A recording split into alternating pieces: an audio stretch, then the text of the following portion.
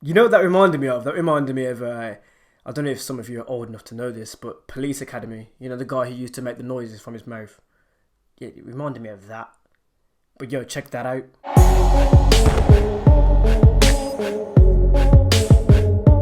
Hello, my name's Anthony Allen. Welcome to my YouTube channel, Anthony Allen Edits, the YouTube channel that is all about your video editing, hints, tips, tricks, tutorials, and more. And here in this video, I'm going to be teaching you how to do that effect that I've just shown you on screen, basically an auto track effect. And I'm going to be teaching you how to do this on Final Cut Pro 10. It doesn't have to be text, it can be whatever you can put on screen. So I'm going to be showing you how to do this step by step within Final Cut Pro 10. Let's get into it. I'm about to share my screen so you can see how to do this.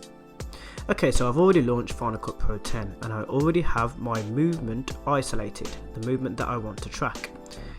Once I've found the movement that I want to track, for example, mine is this finger. Once I've found that, I then want to see where I should start my text and when it should end. So at this point, I'm just going to skim through the shot until my finger appears. I've made a sound. I'll give myself an audio cue to know when to insert my text, which makes it a lot easier. I'm going to go for a custom here. I'm going to insert the text at this point. Then I'm going to differentiate when I should end the movement. So I'm skimming through the track here. Now I've used two fingers. We don't want to do that for this demonstration.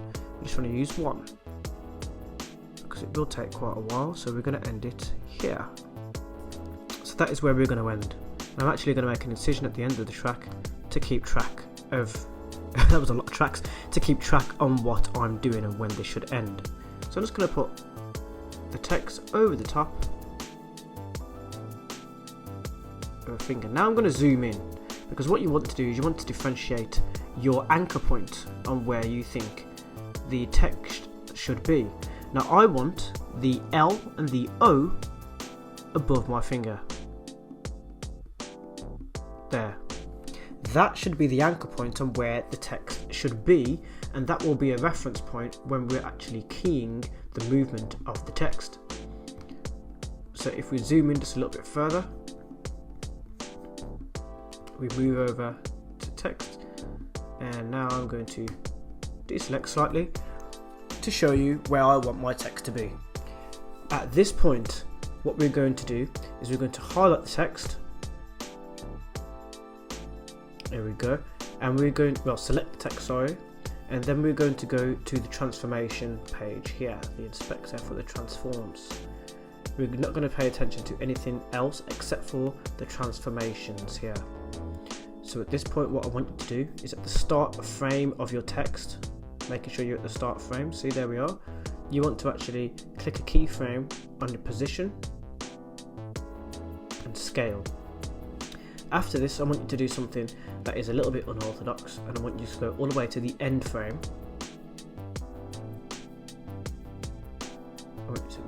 We need to zoom out slightly, and I want you to transform this text until it's in the same position of the fingertip between the E and the L.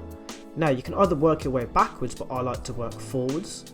So what we then do is we go back to the first frame. Yeah. Now what I'm going to do is I'm going to do this a few frames at a time. So pressing the arrow, the right arrow on your keyboard 3 times, 1, 2, 3, will show you a slight movement. And what you want to do is with the this icon highlighted, you want to actually hold on to the middle of the frame and move it until the E and the L are over the part of the finger where you need it to be. That's roughly about right.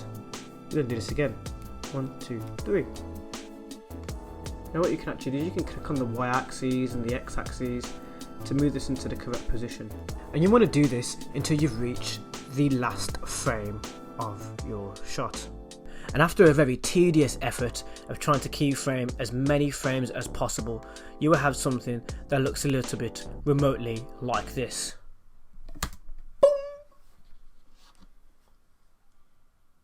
You know what that reminded me of? That reminded me of I don't know if some of you are old enough to know this, but Police Academy, you know, the guy who used to make the noises from his mouth. Yeah, it reminded me of that. But yo, check that out. And that is basically how you keyframe the movement of your text to follow something without using any plugins and just doing it by sheer effort and patience. Hit the subscribe button as well and the notification bell, because you do not want to miss a single upload, because I'm giving away some absolute bangers in the upcoming videos that I've got set up that I'm ready to film for you, and I'm willing to give away more as well. As a professional video editor, there are trade secrets that I will be giving to you. Thank you for watching, and I will see you in the next one here on Anthony Allen Edits. AnthonyAllen Edits.